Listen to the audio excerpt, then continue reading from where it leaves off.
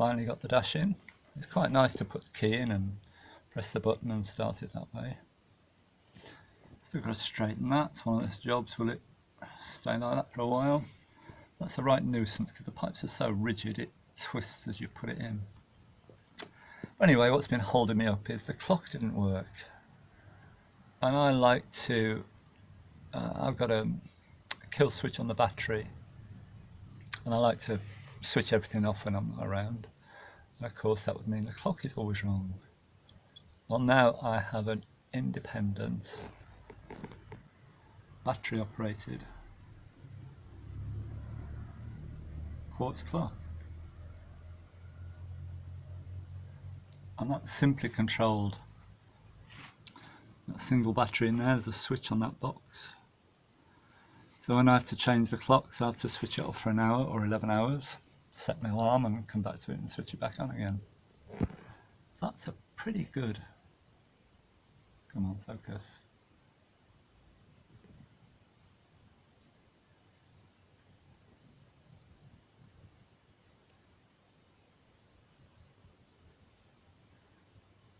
A pretty good likeness to what it should be, and all in all it cost me about £5.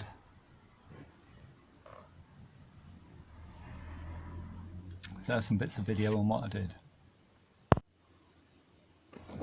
That's been running for about 2-3 weeks and it's proved that it works. This is a bit of a mess. So let's see if I can come up with a better way of doing it. It's a shame that the movement's so small and the battery's so small. Now that battery's only 6.5mm diameter by 2.5. Let's see if I can make something to replace that.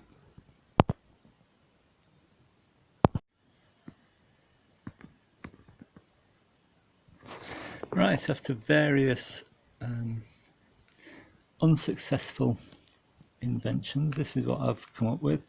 So this is the end cap off a 13 amp fuse. Is it going to focus? And so I've soldered the one wire to the inside of the ring, and then the other wire, which is, if it'll come out.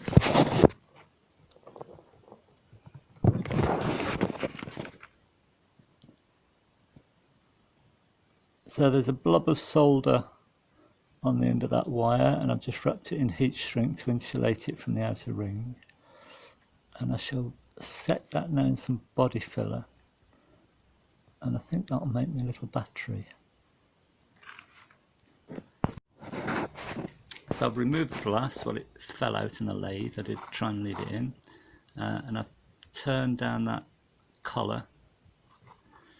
The wall thickness gets very thin, you're only left with about 1/2 mil there, and just file the flat on the bottom there because that just might catch on the casing.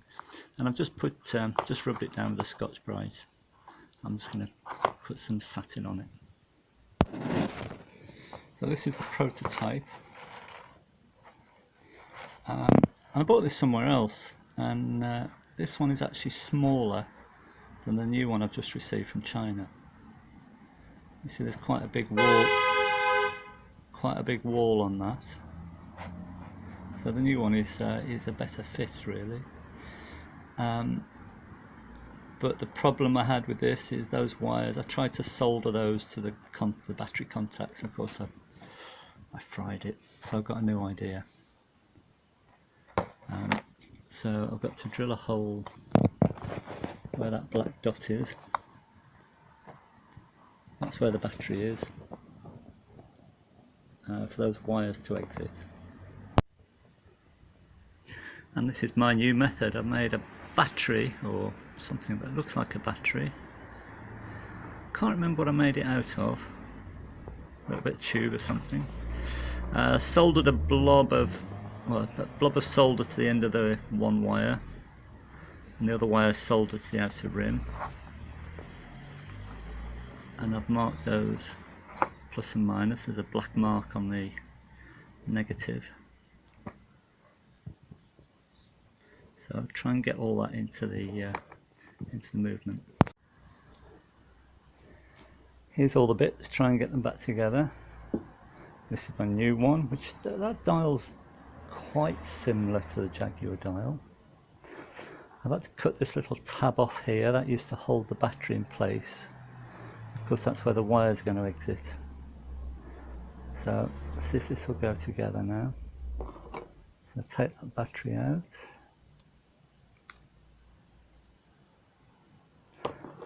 In fact, I'll put it in here first.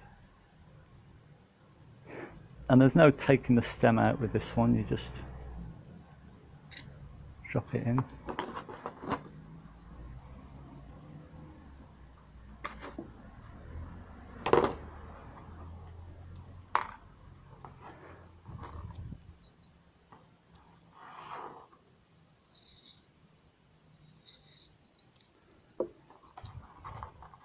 And this stops everything rattling around. I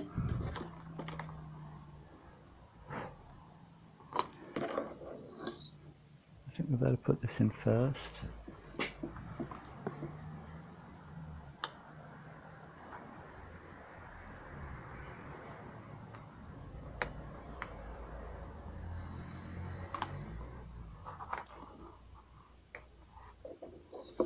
No, that's got to go through there first, that's it.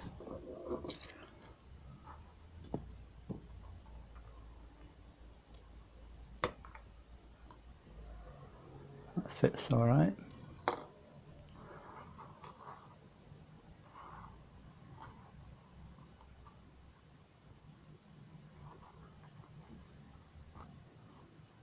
That's snug.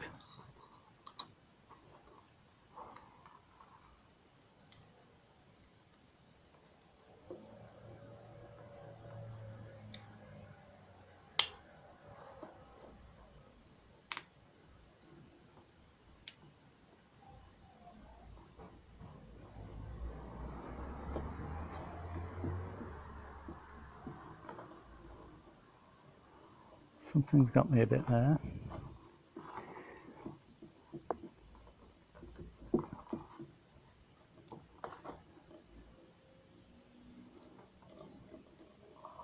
Try it a different way.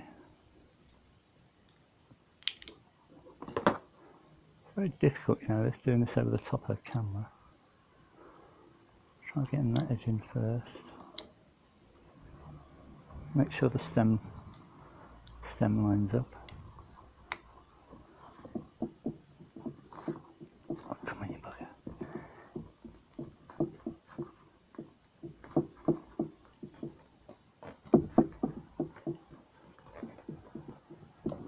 I think that will go if I do that off camera. Right, first fire up.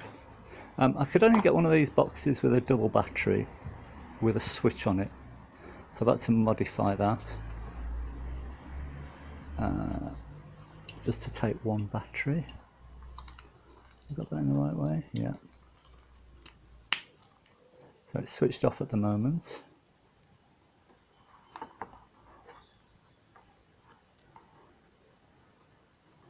There's a switch on the back there.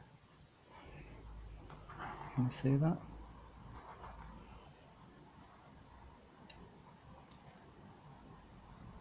Well, hey, it works. So I need to put the time right when the clocks change. I just have to switch that off for an hour or 11 hours and come back and switch it back on again. Ta-da. And to fix it in the back of the clock, I've got this elegant plate that I've knocked up, a bit of bicycle inner tube, and that just presses on the back of the new movement and holds it in place. That's the theory.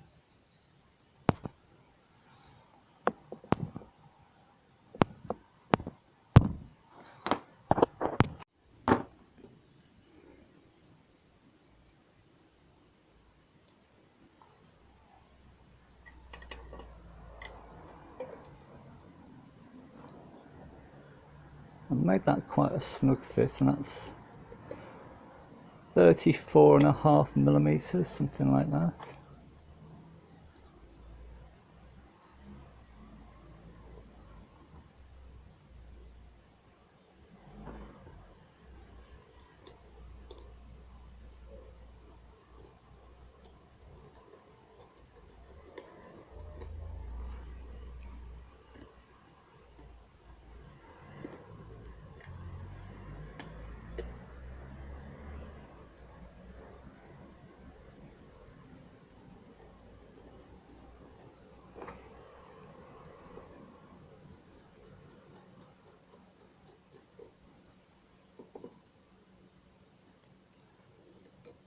That screwdriver's a bit big.